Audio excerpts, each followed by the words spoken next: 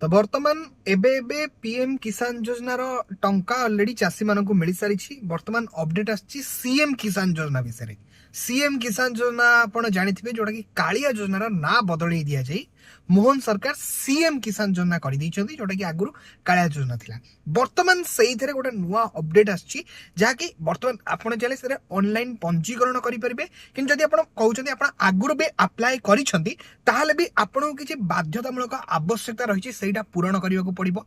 तो जदि आपण पंजीकरण करिया पे जदि ऑनलाइन पंजीकरण ताहाले 31 डिसेंबर 2025 पर्यंत ऑनलाइन पंजीकरण वर्तमान चालू रहिछि। अपडेट आसी सारिछि सीएम किसान योजना रो अपडेट एइटारे पूरा जिंस मेंशन कर दियछि। तो कोन आछि अपडेट आज रे वीडियो रे पूरा इन्फॉर्मेशन आपन दवा पे जाउछि माने बहुत जल्दी ताले चासी माने सीएम किसान रो टंका पाइबा पे जाउछंती। तो कोन अपडेट वीडियोटी संपूर्ण शेष पर्यंत देखले आपन जानि नै परिबे। जय जगन्नाथ मु देवाशीष स्वागत करूछि हमर एक नुवा वीडियो को। वीडियोटी पसंद लागिले वीडियो को निहाते लाइक करिवे, चैनल को नुवा आस्तिले एबे चैनल को सब्सक्राइब करी पाखर तिबा बेल आइकन रे टिपी ऑल सिलेक्ट करिया को जमारो भी भूलिबे नाही। एटा दिया हिछि पंजीकरण पई बाध्यतामूलक आवश्यकता आउ गोटे होछि पंजीकरण शेष तारिख। पंजीकरण शेष तारिख होछि 31 डिसेंबर 2025। जदि आपण सीएम किसान योजना रे आवेदन करि नाहंती वर्तमान आपण आवेदन करिया पई चाहूछंती ताले शेष तारिख 31 डिसेंबर 2025। आपण चाहिले सीएम किसान योजना रे वर्तमान आवेदन करि परिबे। आपनका पाख जनसेवा केंद्र रे जाई सेठी चाहिले आपण आवेदन करि नै परिबे।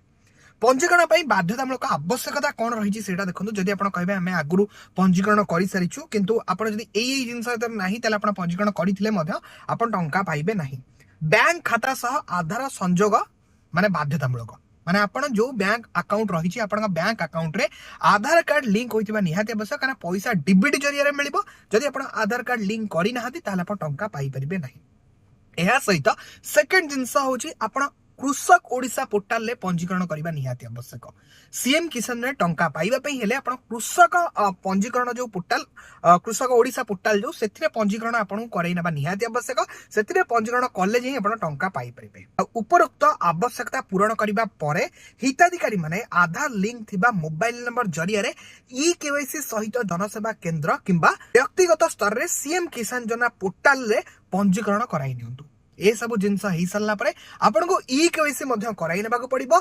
cmkisan.odisha.gov.in आपन जे ऑफिशियल वेबसाइट रे भी जाई आपन मोबाइल नंबर जरिया रे ई केवाईसी ओटीपी द्वारा मध्य गोटाई कंप्लीट करि नै परबे। बैंक अकाउंट रे आधार लिंक निहाती आवश्यक, बैंक रे ई केवाईसी थिया मध्य निहाती आवश्यक।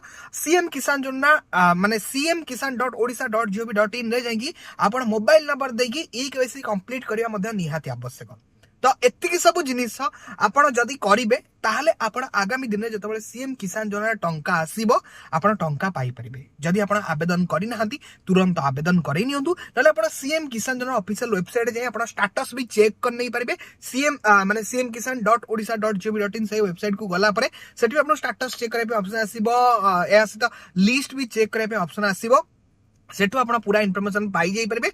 बाकी एई जिंस सब अपडेट वर्तमान आसी। तो जदि आपण सीएम किसान योजना टंका पाया पई चाहूचंती किबा सीएम किसान योजना आवेदन करिया पई चाहूचंती ताले ए सब जिंस आपण को बाध्यतामूलक रहिछि ए सब जिंस करिबा पई।